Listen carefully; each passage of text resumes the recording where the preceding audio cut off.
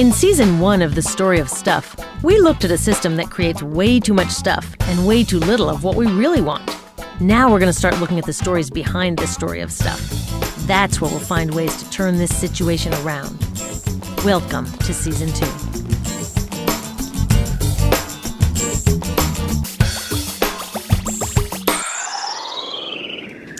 Ever since I learned where our stuff really comes from and how this system is trashing people and the planet, I've been trying to figure out how we can change it.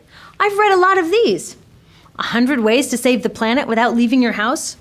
50 simple things you can do to save the Earth. The Little Green Book of Shopping. I thought these might have the answers, but their tips all start here, with buying better stuff. And they all end here, with recycling all that stuff when I'm done with it. But when it comes to making change, this story of going green, even though we see it everywhere, has some serious shortcomings. It says that if I become a smarter shopper and tell all my friends to do the same, I've done my part. And if I don't buy all this green stuff, then it's my fault the planet's being destroyed. Wait a minute, my fault? I didn't choose to put toxic products on the shelves or allow slave labor in factories around the world. I didn't choose to fill stores with electronics that can't be repaired and have to be thrown away. I didn't choose a world in which some people can afford to live green, leaving the rest of us to be irresponsible planet wreckers. Of course, when we do shop, we should buy the least toxic and most fair products we can. But it's not bad shoppers here who are the source of the problem. It's bad policies and bad business practices here. And that's why the solutions we really need are not for sale at the supermarket. If we actually want to change the world, we can't talk only about consumers voting with our dollars.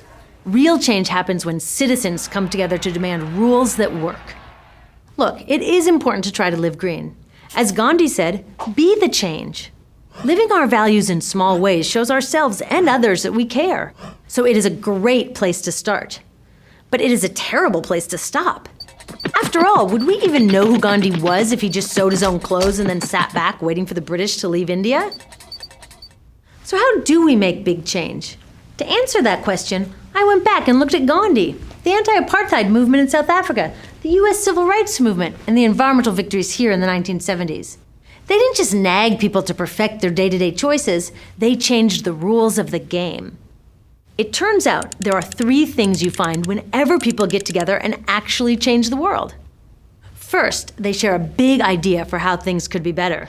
Not just a little better for a few people, a whole lot better for everyone. And they don't just tinker around the edges. They go right to the heart of the problem, even when it means changing systems that don't want to be changed. And that can be scary. Hey, millions of us already share a big idea for how things can be better. Instead of this dinosaur economy that focuses only on corporate profits, we want a new economy that puts safe products, happy people, and a healthy planet first. Duh! Isn't that what an economy should be for? Trying to live eco-perfectly in today's system is like trying to swim upstream when the current is pushing us all the other way. But by changing what our economy prioritizes, we can change that current so that the right thing becomes the easiest thing to do. Second, the millions of ordinary people who made these extraordinary changes didn't try to do it alone. They didn't just say, I will be more responsible. They said, we will work together until the problem is solved. Today, it's easier than ever to work together. Can you imagine how hard it was to get a message across India in 1930? We can do it now in less than a second. Finally, these movements succeeded in creating change because they took their big idea and their commitment to work together, and then they took action.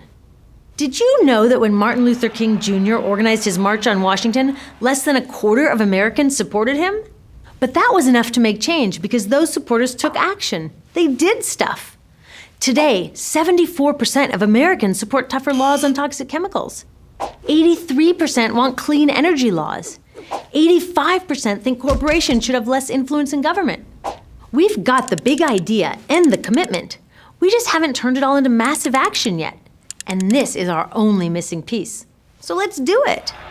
Making real change takes all kinds of citizens, not just protesters. When you realize what you're good at and what you like to do, plugging in doesn't seem so hard. Whatever you have to offer, a better future needs it. So ask yourself, what kind of change maker am I? We need investigators, communicators, builders, resistors, nurturers, and networkers. At storyofstuff.org, you can explore these types of changemakers and find your first or your next step to take action. Being a responsible citizen starts with voting. That's one of those basic things that everyone's just got to do. But it gets way more exciting and fun when we put our unique skills and interests to work alongside thousands of others. I know that changing a whole economic system is a huge challenge. It's not easy to see a clear path from where we are today to where we need to go. And there's no 10 simple things we can do without leaving our couches. But the path didn't start out clear to all these guys either. Dr. King said, faith is taking the first step even though you don't see the whole staircase. So they worked hard to get organized, practiced the small acts that built their citizen muscles, and kept their focus on their big idea. And when the time was right, they were ready. It's time for us to get ready too. Ready to make change and write the next chapter in the story of stuff.